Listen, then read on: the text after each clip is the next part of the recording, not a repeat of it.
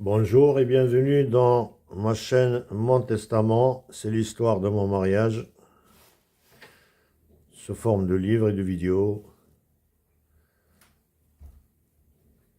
Ma devise, c'est toujours la même. Le jour où les naïfs se réveilleront, les pervers trembleront. Et les bourreaux ne sont pas si intelligents que ça, c'est les victimes qui sont naïves. Donc cet épisode, cette vidéo, c'est la 6e d'une série en français. Et je vais parler pourquoi je devais partir. Je vais la situer dans le résumé. C'est la 3e page, la 3e et dernière page du résumé de mon cauchemar.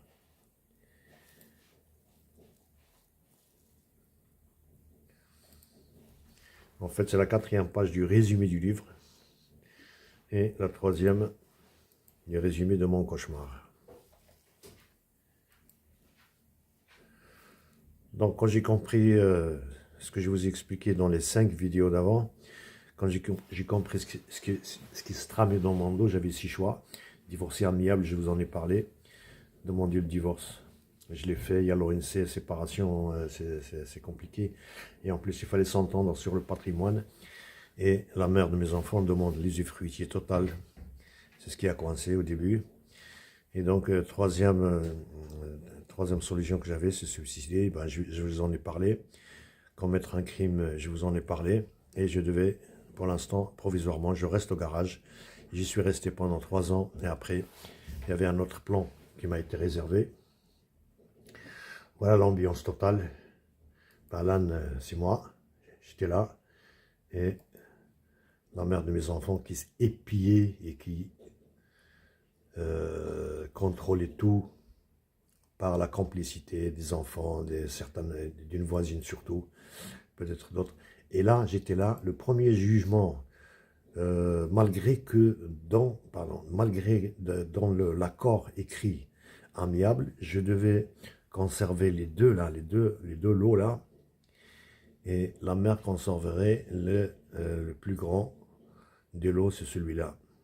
Et malgré ça, j'ai consenti à la mère que je prenne que le lot, un des 3 lots, et je lui ai laissé 3/4 de l'appartement. Et malgré ça, ben, la mère était là. Elle avait mis une chaise devant cette fenêtre-là. Et à chaque fois, elle entend un bruit, où il a des informations grâce à ses guetteurs. Elle courait et montait sur... on était au rez-de-chaussée, et montait sur la fenêtre pour regarder. Les 5 volets, on a 5 fenêtres sur 2 rues. Hein.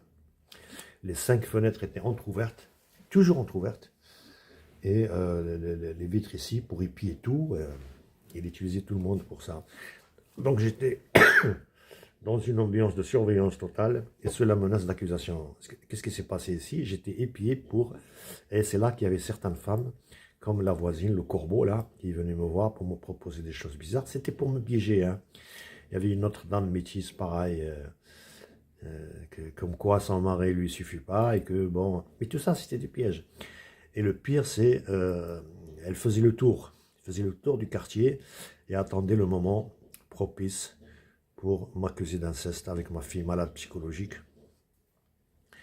Et tout le monde, d'une façon pacifique, passive, pardon, plus ou moins, une ambiance, franchement, je ne savais pas quoi faire. Un jour, j'arrivais au coin de cette rue-là et je voyais de loin quelqu'un que je n'ai pas reconnu. Je m'approche, c'était ma fille, qui était mal habillée d'une façon provocatrice. En fait, elle savait que je venais au bout de la rue. Et m'a préparé ma fille qui venait vers moi pour me provoquer. Et je lui ai dit, tu t'habilles d'une façon pas très correcte. Ça attire les loups, ça... Elle s'est mis à rigoler. Je me suis senti volé. Mes pieds ne touchaient pas par terre. C'est ce qui m'arrive quand je suis dans des situations vraiment... quoi d'autre? Donc je suis surveillé à chaque fois que je rentre. Ils savent quand je rentre, quand je sors, qu'est-ce que j'ai en main, je suis avec qui, je fais quoi. Elle était là à épier. en fait, tout ce qu'elle voulait me faire, les 3 menaces qu'elle me préparait, elle les avait déjà commencées. Mais là, elle cherche à les finaliser parce qu'ils n'ont pas vraiment marché comme ils le voulaient. Pour moi, c'était trop. Donc, je devais partir. Donc, j'ai préféré partir, prendre sur moi et partir où? Nulle part. Et en laissant tout, j'ai tout laissé. J'avais mes papiers, encore une de mes filles m'a ramené certains papiers, et de quoi me changer, 2 ou 3 pantalons. Et je suis parti dans la voiture. Bah, d'abord, j'étais au garage, après j'ai dormi dans la voiture, après, bon, les copains, etc., ils peuvent toujours vous dépanner, mais pas sans plus. Je suis carrément devenu SDF. Je suis parti à l'étranger, et avant de m'installer, j'ai tout laissé, en fait. Je suis parti dans la perspective de laisser les appartements à mes enfants. Devant mes enfants, je fondais, je voyais mal mes enfants à la rue, à l'orphelinat. Si les 2 parents s'entretuent, si je demande mon patrimoine, les enfants, ils vont aller où? Ils vont être perturbés. Euh, il y a 2 de mes enfants qui voulaient partir avec moi, surtout un. Je lui dis, mon fils, je t'emmène où? Je vais à la rue. J'ai rien préparé, en fait. C'est ça l'erreur. Ne faites pas cette erreur. J'avais rien préparé. Tout ce que il était là. J'avais même pas opposé la tête ou me réfugier ou rien. Ça, c'est fatal. Ne faites pas cette erreur. Et donc maintenant mes enfants sont majeurs. C'est pour ça que je reviens. Voilà, un appel à mes enfants. Maintenant que vous êtes majeurs, je vais récupérer ce qui me revient. Les plus honnêtes d'entre vous. Je ne vous demande pas de me défendre, ni de haïr votre mère, ni... au moins, ce que je vous demande, désolidarisez-vous de tous les méfaits auxquels vous avez participé. Vous étiez petit, on s'est joué de vous. Maintenant, vous êtes grand. Et vous êtes responsable devant Dieu. Et je vous réserve une page spéciale pour vous dire comment, dans quelle situation vous serez le jour du jugement devant Dieu. Ça fait mal, oui, c'est triste. Bon, j'ai eu ma dose d'honneur, ma dose de pleurs, etc. Mais bon, après, c'est comme ça que c'est pour ça que tout ça, je le souhaite à personne. Voilà, c'est pas la peine d'en dire plus. Donc, j'avais pas le choix, je devais partir. Vous allez entendre, je suis parti avec une autre femme. Il a laissé ses enfants, elle est partie. Mais parti où? Mais parti où? Vous qui m'entendez, qui c'est qui a prémédité tout ça? Qui c'est qui est le gagnant dans tout ça? En général, les crimes, pour élucider un crime, c'est la motivation. Qui c'est qui est gagnant, qui c'est qui est perdant? Moi, je suis parti à nulle part. J'ai tout perdu, j'ai tout laissé, je suis parti. Est-ce que c'est moi qui ai voulu ça?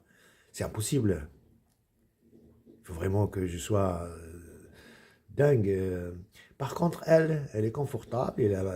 Elle demande tout le bien que moi, que c'était moi qui l'ai acheté. Je lui ai consenti 50%. Bref, je crois que c'est pas la peine d'en rajouter. Voilà, c'est à peu près le résumé du cauchemar de mon mariage. Et donc, chaque mot, chaque phrase, il y a des dossiers. Parce que j'ai choisi cette façon qui me paraît claire. Un résumé, après des renvois à des dossiers. Et vous pouvez, bien sûr, lire les dossiers séparément, indépendamment les uns des autres. Imaginez que ça vous arrive, vous auriez fait quoi? Et après les prochaines vidéos, je vais vous parler des messages aux autorités politiques et judiciaires. Et à vous qui m'entendez, surtout si vous êtes naïf, moi personne ne m'a dit ça. Ça c'est l'école de la vie, je l'ai vécu ça. Après j'ai fait des recherches en sociologie, en psychologie, pour vraiment faire le tour du sujet et savoir ce qui se passe. En fait, par exemple, la mère de mes enfants ne croyait pas qu'elle est intelligente.